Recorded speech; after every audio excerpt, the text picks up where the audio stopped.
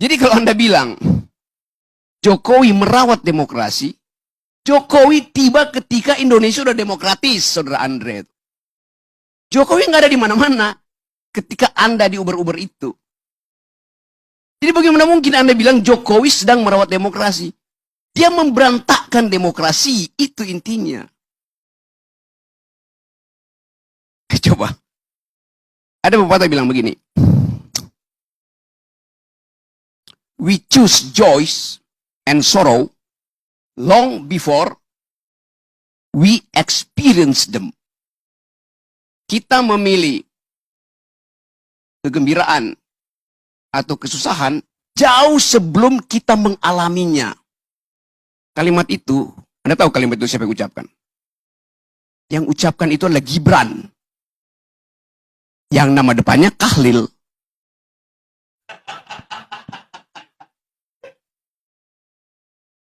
Jadi bagi Kahlil Gibran, pikiran itu udah memilih lebih dahulu sebelum dia mengalaminya.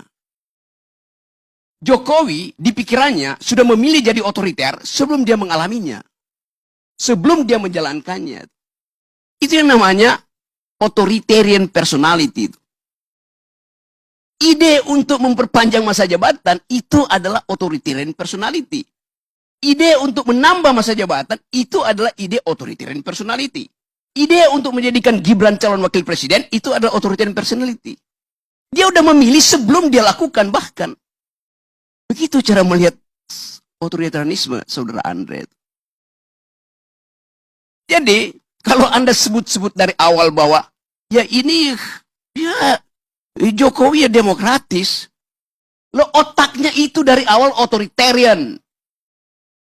Itu dasarnya. Hitler menyembunyikan kebengisannya sebelum jadi pemimpin. Hitler dipilih secara demokratis. Itu pentingnya belajar sejarah, saudara Andre itu. Pengetahuan Anda kurang sekali soal demokrasi itu. Iya, saya mau terangkan itu. Jadi hentikan segala macam cawek-cawekmu itu. Akan kelihatan Anda dungu kelihatannya tuh. Serius saya katakan itu. Ini akan pengaruhi. Kalau Anda masih begini terus, saya kampanye di wilayah Anda di Padang itu. Jangan pilih Andre. Karena dia tidak setajam pikiran Sultan Syahrir. Tidak setajam pikiran Natsir. Tidak setajam pikiran Buya Hamka. Itu masalahnya. Saya lanjut sedikit ya. Ya tapi you nggak ngerti itu isi demokrasi itu. Itu soalnya. Oke. Coba kita lanjut sedikit. Memang Indonesia nggak ada dinasti. Karena semuanya dipilih. Oh iya. Dinasti itu darahnya biru. Yang sekarang bukan dinasti. Karena darahnya kotor. Kotoran itu ada di pikiran Pak Jokowi dari awal. Semua yang kita pernah bayangkan itu akhirnya ditemukan faktual oleh majalah Tempo. Semua yang kita janjikan sebagai perubahan dibatalkan oleh gerakan mahasiswa yang dengan satu kalimat, kami muak. Anda mau uji dengan apa prinsip kami muak itu? Jadi ini bagian di mana bangsa ini, kalau kita sebut apa sebetulnya yang terjadi, this is the beginning of the end. Awal dari berakhirnya. Tapi Anda katakan Jokowi masih elektabilitasnya tinggi, Jokowi masih likability-nya 80%. Ya sama kayak Lilin. Lilin itu sebelum dia mati, dia menyala terang itu. Lalu peng, mati coba. Itu poinnya tuh. Jadi saya bukan mau uji, saya mau beritahu bahwa kalau kita sembunyikan soal-soal yang tadi ethics itu, kita masuk dalam tukar tambah. Machiavelli bilang begini. Kebusukan kekuasaan bukan pada penggunaan fisik kekuasaan, tapi pada pengkhianatan itu. Pada penipuan. Itu semua soft powernya Jokowi. Jokowi nggak datang seperti Soeharto bilang, I'll cover you.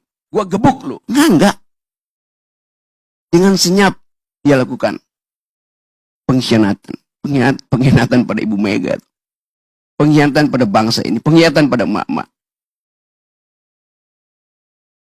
Apa kurang kejamnya Jokowi. Dia bikin IKN, dia jual nggak laku ke Cina, dia jual ke Amerika nggak laku, dia jual ke Mesir nggak laku, dia jual ke Malaysia nggak laku, dia jual ke Singapura nggak laku. Lalu akhirnya dia paksa oligarki itu untuk nyumbang di depan. Kurang cukup. Dia suruh APBN pindahkan 20, 30, 40% ke IKN. Pada saat yang sama, seorang pria berkeluarga di Kupang, tempat Parera, 2 hari lalu, merobek perutnya karena nggak bisa beli beras. Pengisan siapa dengan Pak Harto? Tidak pernah ada di zaman Soeharto orang bunuh diri karena nggak bisa makan. Padahal orang ini setiap bulan di Kupang itu nunggu di pintu gerbang desa untuk dapat BLT. Dan itu ilmunya Jokowi. Membujuk orang supaya tidak produktif, supaya tidak pinter. Bagian besar mereka yang nunggu BLT itu adalah pemilih yang tidak tamat kelas 7. Bagaimana mungkin kita bicara hal-hal yang normatif, etik, pada pemilih yang 80% dari pemilih Indonesia itu tidak tamat kelas 7, artinya tidak tamat SMP. Mereka menunggu serangan fajar, mereka menunggu BLT. Itu bengis namanya tuh. Zaman Pak Harto kurang ajar. Dia suruh konglomerat eksploitasi sumber daya. Berapa persen yang balik ke negara? 35%. Zaman SBY berapa persennya balik ke negara? 27%. Zaman Jokowi berapa persennya balik ke negara? 6%. Itu bengis namanya tuh. Hak saya untuk dapat keadilan. Hak mak-mak untuk dapat nutrisi. Supaya anak-anaknya punya masa depan. Tidak mengalami stunting.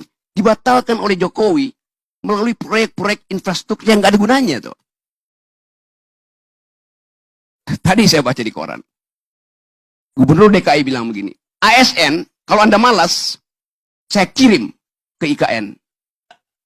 Jadi IKN itu tempat pembuangan, tempat penghukuman. Jadi Anda bayangkan seluruh literasi, narasi dari rejim Jokowi itu buruk. Minus bahkan. Tidak mengajarkan impian, kenyataan yang dibikin oleh Jokowi. Di mana IKN itu bagus? Ada. Di mana? Di laptopnya Jokowi itu. Itu dasarnya. Jadi saya mau terangkan ini untuk memberitahu bahwa yang disebut otoritarianisme tidak harus melalui keadaan yang Anda lihat. Kenapa Presiden Soeharto otoritarian? Ya karena dia rejim militer. Ini rejim demokratis, tapi memakai ide politik untuk mengatasi kemandekan ambisi dia. Itu datang dari pikiran yang otoritarian itu, Saudara Andre. Jadi sebelum saya lanjut menerangkan itu, saya ingin beri semacam gambaran bahwa perubahan politik dalam keadaan semacam ini, di dalam keadaan ada pembusukan institusi, political decaying, harus kita bayangkan juga terjadi di luar sistem elektoral. Itu kira-kira yang dimaksudkan oleh Ibu Mega. Kalau saya mau teruskan logika Ibu Mega. Ibu Mega tidak bicara buat Pak Jokowi, tidak bicara buat Gerindra, tidak bicara buat macam-macam. Dia bicara untuk merekatkan kembali Wong Cilik. Karena cuma itu ingatan publik terhadap PDIP. Dianiaya oleh rejim otoriter. Sekarang, Wong Cilik nggak bisa bayangkan otoritarisme itu lagi, karena Wong Cilik nunggu BLT-nya Jokowi. Itu soalnya. Jadi Ibu Mega recovering our past history untuk menerangkan bahwa ada jenis otoritarian mirip Orde Baru yang bahkan lebih berbahaya. Karena dia menyelundup secara hegemoni, secara sublim ke dalam benak rakyat Indonesia, benak Wong Cilik yang ditipu selama 9 tahun. Bukan cuma Wong Cilik yang ditipu, kelas menengah juga ditipu. Dan kelas menengah akhirnya menangis di depan TV. Karena sadarnya telat. Saya mau terangkan ini